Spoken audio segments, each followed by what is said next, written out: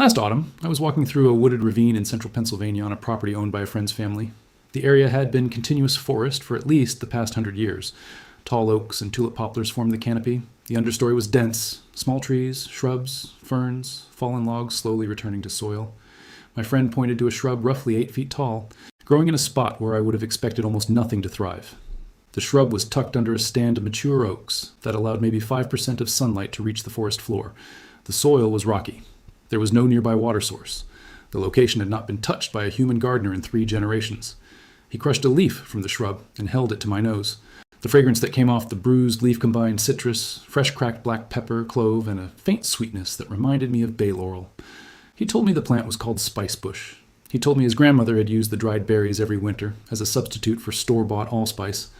He told me that across the wooded property there were probably 60 or 70 mature spicebush plants producing red berries every September that he had been walking past since childhood, and that he had only learned the plant's culinary use when his grandmother showed him at the age of 14. After she died, he was the only person in the family who knew it. He showed me what to look for. The smooth gray. Bark with white speckled markings, the alternate leaf arrangement, the way crushing any part of the plant immediately releases the spicy aroma. That single afternoon of walking gave me a clearer view of a plant that has been growing across the eastern half of the United States for thousands of years than I had gotten from any prior reading. If you are new here, subscribe. The plant is spicebush, a deciduous understory shrub in the Lauraceae family, the same plant family that includes bay laurel, true cinnamon, sassafras, and the avocado tree. Its native range covers a substantial portion of eastern North America, from Maine and southern Ontario in the north, south through the Appalachian foothills, across the mid-Atlantic and southeast, and west into Texas and Kansas. Within this range, spicebush is genuinely common, not rare, not endangered. The IUCN Red List assessment in 2018 classified the species as one of least concern, with stable wild populations across most of its native range. What is unusual is what spicebush actually does in those forests. The shrub grows specifically in the understory zone of deciduous woodlands. The layer of vegetation T-hat exists between the forest floor and the lower canopy of mature trees. This is an ecological zone that most cultivated food plants cannot tolerate. Tomatoes, peppers, cucumbers, squash, and the standard vegetable garden plants require 6 to 8 hours of direct sunlight per day to produce reasonable harvests. Fruit trees require similar light levels. Most berry crops, blueberry, raspberry, blackberry, strawberry, need substantial sun exposure for productive fruiting. The deep shade beneath mature oaks, maples, and hickories contains approximately 5 to 15% of the sunlight available in an open field. For nearly every commercial food plant, this is far below the minimum threshold for productive growth. For spicebush, this is the preferred habitat. The shrub has evolved across millions of years to thrive in exactly the light conditions that defeat most other food-producing plants. The waxy aromatic compounds in its leaves appear to compensate for limited light availability by deterring herbivores that would otherwise consume the limited photosynthetic tissue. The plant's overall growth strategy is patient, slow, and persistent, rather than the rapid productive growth of sun-loving crops. A young spicebush takes 5 to 7 years to reach mature fruiting size. Once established, the same plant can produce berries continuously for 50 years or more from a single root system. The drought tolerance is the second unusual trait. In full sun, spicebush is not particularly drought tolerant. It prefers consistent moisture and shows stress in dry summer conditions when planted in open landscapes. In its native shade habitat, the situation is completely different. Under a forest canopy, the surrounding mature trees act as a moderating influence on soil moisture. Their fallen leaves create a deep mulch layer that retains water from rainfall. The reduced light exposure also reduces evaporation rates from the soil surface. A spicebush growing in deep shade typically requires no supplemental water at all after its first 2 years of establishment.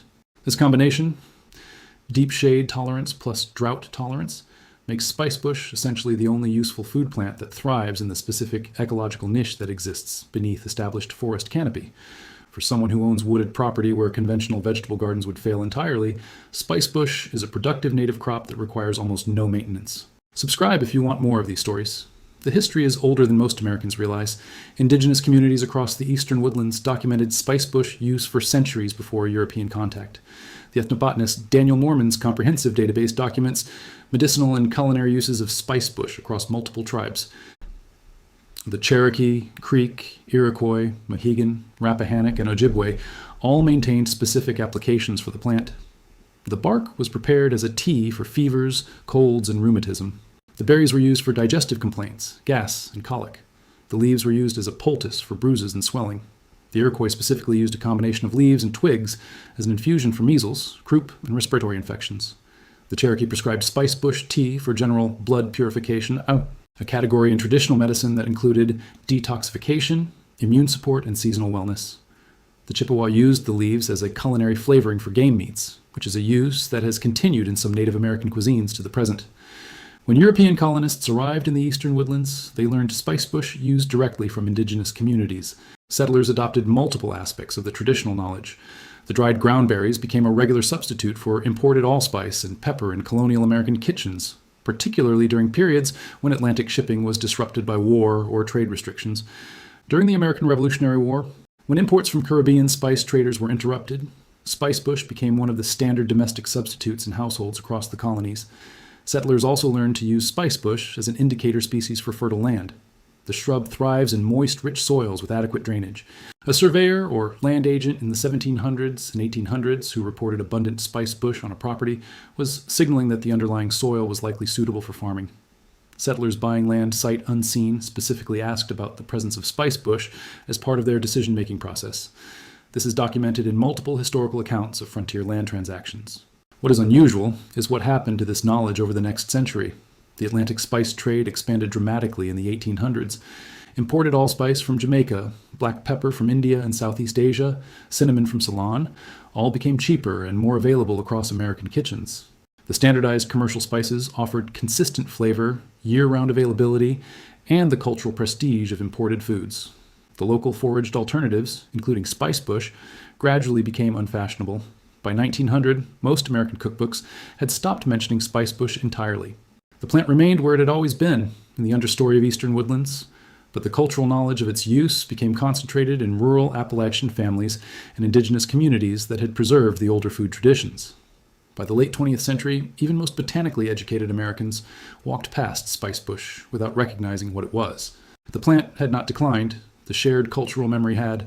The chemistry behind spicebush's aromatic properties has been investigated extensively in recent decades. The Lauraceae family, to which spicebush belongs, is one of the most pharmacologically active plant families in the world. True cinnamon, bay laurel, sassafras, and avocado are all members of this family, and all contain substantial profiles of aromatic compounds with documented biological activity. Spicebush is no exception. The plant contains benzoic acid, the same compound that gives the resin styrax benzoin its name and aromatic properties. This compound has been used historically as a preservative and shows antimicrobial activity in laboratory testing. Sesquiterpene lactones, a class of compounds found across the laurel family, with documented anti-inflammatory and antimicrobial effects.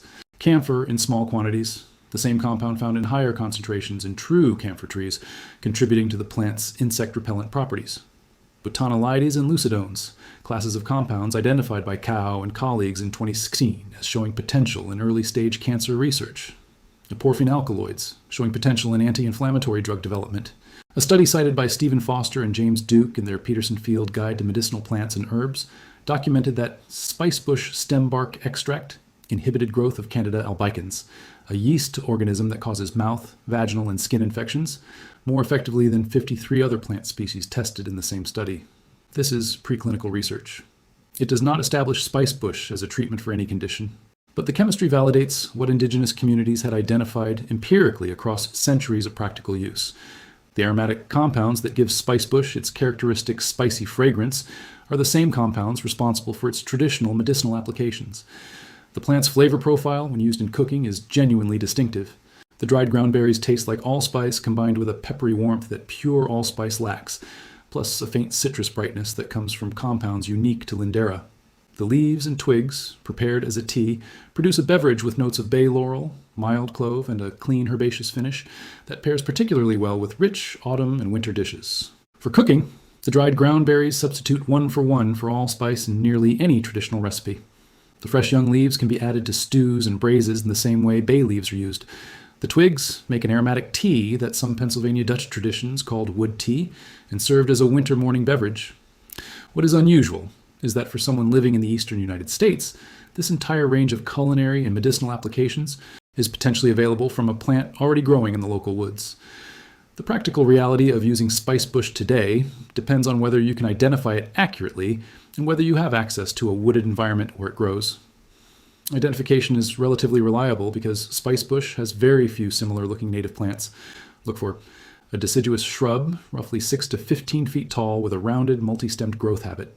Smooth gray to brown bark with small whitish bumps called lenticels along the stem. Alternate leaves that are smooth-edged, oval-shaped, broader past the midpoint, 3 to 6 inches long. Glossy, dark green on the upper surface and paler underneath. The single most reliable identification test is crushing a leaf or twig between your fingers and smelling the released oil. Spicebush has a distinctive spicy citrus clove fragrance that no other native shrub in eastern North America produces. If you crush a leaf and get no fragrance or a different fragrance, it is not spicebush. In early spring, spicebush produces clusters of small pale yellow flowers along bare branches before the leaves emerge. This early bloom, combined with the spicy fragrance from any crushed plant part, is essentially diagnostic for the species. In autumn, female plants produce clusters of glossy red oval berries along the previous year's growth. The berries are about half an inch long and ripen in late August through October. Male plants do not produce berries. If you want to harvest berries from a wild population, you need to identify a female plant and ideally have male plants growing nearby for pollination. For cultivation, spicebush grows from USDA hardiness zone 4 through zone 9. The plant prefers partial to deep shade with moist, well-drained, slightly acidic to neutral soil. In full shade, it is fully drought-tolerant once established. In full sun, it requires consistent moisture and can develop leaf scorch in hot, dry summers. Propagation is most reliable from seed because the extensive root system does not transplant well in adult plants. Plant fresh seeds in autumn directly into prepared soil, or stratify seeds in cold, moist storage for 3 to 6 months before spring planting. Most nurseries that carry native plants stock young spicebush plants in 1 to 3 gallon containers, which transplant successfully if handled carefully. Expect first significant berry production in year 4 or 5 on female plants. For harvest, collect berries in autumn when fully red and slightly soft. Dry on screens at room temperature or in a food dehydrator at low heat until completely brittle. Grind in a spice grinder or blender to produce powder. Store in an airtight glass container in a cool, dark cabinet. The dried ground berries keep full flavor for about a year. For leaves and twigs, harvest fresh young leaves in late spring or younger twigs in early autumn. Dry thoroughly, either on screens at room temperature or in a low oven at 100 degrees Fahrenheit for several hours. Store dried plant material in airtight containers away from light. There are 2 practical cautions. First, spicebush is sometimes confused with several other native shrubs that have similar overall growth habits but lack the aromatic compounds. The single most reliable test is the crushed leaf fragrance test. If a shrub looks similar but does not produce strong, spicy fragrance when bruised, do not consume it. Second, the related species, Lindera melicifolia, called pondberry, is federally listed as endangered and grows in specific southeastern wetland habitats. If you find a Lindera species in a wetland location in the southeast, do not harvest from it. Standard northern spicebush, Lindera benzoin, is the common shrub of moist, deciduous woodlands throughout the eastern United States and is not subject to harvesting restrictions on private property where you have landowner permission. What you have, when you learn to identify spicebush in the eastern woodlands, is a native food plant that has been growing where it grows for tens of thousands of years, fed indigenous communities across multiple cultures, sustained colonial American kitchens during periods of imported spice scarcity, and continues to thrive in exactly the deep shade conditions that prevent nearly every other useful food plant from producing in the same locations. The plant does not need you. It has been doing what it does since long before there was an English word for it. The only thing that changes is whether you walk past it or learn what it actually is. If you have access to mature eastern woodlands on your own property, in a friend's property, or in a local forest preserve where foraging is permitted, spicebush is almost certainly growing within walking distance of where you are watching this video. Subscribe if you want more videos on the specific native plants that quietly continue to exist in the spaces where mainstream American agriculture has nothing to offer.